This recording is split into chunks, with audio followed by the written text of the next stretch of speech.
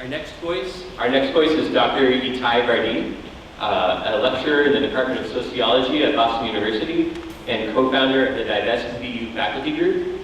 He's also a member of 350 MA Cambridge. Yeah.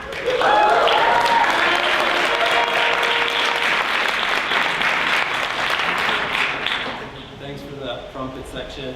I have really almost an impossible task in 2 minutes. I want to make the case or remind us all that divestment really essentially at its base is about climate justice.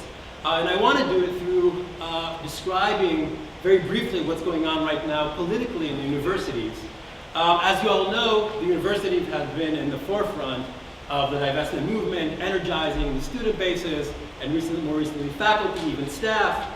But there are other very important political struggles happening right now across the university in the Boston area and really around the country, and that is the adjunct or part-time professors who are unionizing. As some of you might know, the part-time professors, of which I am also a part, make today up to 70% of all college teachers. And those are really interesting struggles that are happening right now in the universities. Last week, the BU part-time professors have formed a union, which I'm very happy for. And we've also started within the Divest BU group make some connections between our struggle and the part-time faculty struggles as well.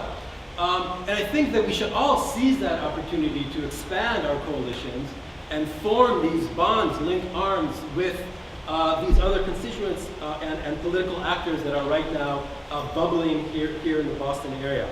And to make just two brief points of some links or important connections between the two, divestment and contingent faculty, again, within the context of the university, there are two shared sources of these crises in the university. A, the continual investment in fossil fuels, and the burgeoning of the cheap faculty labor force.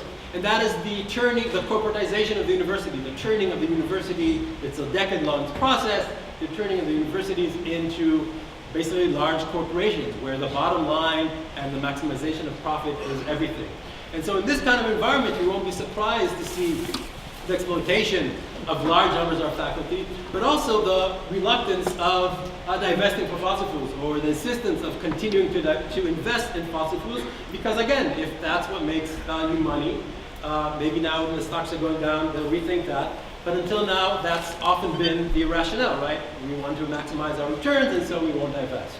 So the corporatization of the university is the shared source of both these crises.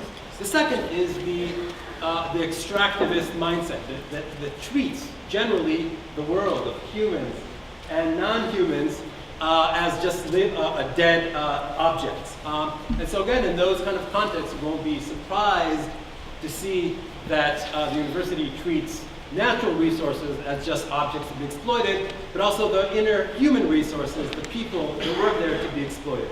So again, we must disrupt this, we must denormalize these processes, make the connections. This is all part of climate and social justice, and again, expand our coalition through that. Just one last plug. Tonight at 7 o'clock, we have our own first Divest BU forum in campus of Boston University to talk about much of this stuff.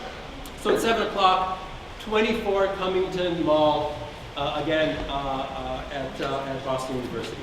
All right, thank you all.